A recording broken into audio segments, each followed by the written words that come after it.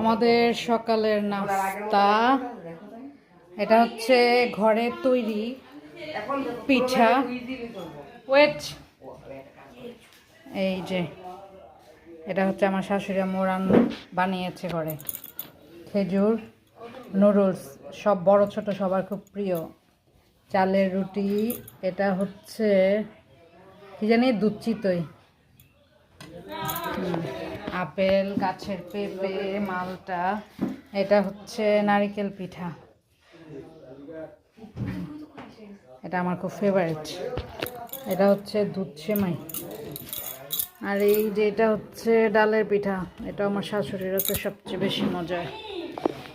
তো যারা যারা খেতে চান চলে আসেন। এই সবার নাস্তা রেডি। আর এই যে ব্যস্ত মানুষগুলা বসে বসে কি করছে,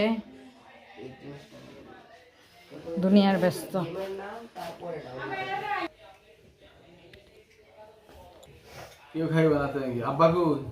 আচ্ছা ওরা আসুক, আপনি খান, খাই আবার আপনি ওখানে যাবেন, ওরা আসবে না। সবাই ঈদে মিষ্টি দিয়ে নাস্তা করে, আমি ঝাল দিয়ে নাস্তা করবো। ঝাল না, সেই সাথ না। এবার গরুটা সুন্দরও আছে।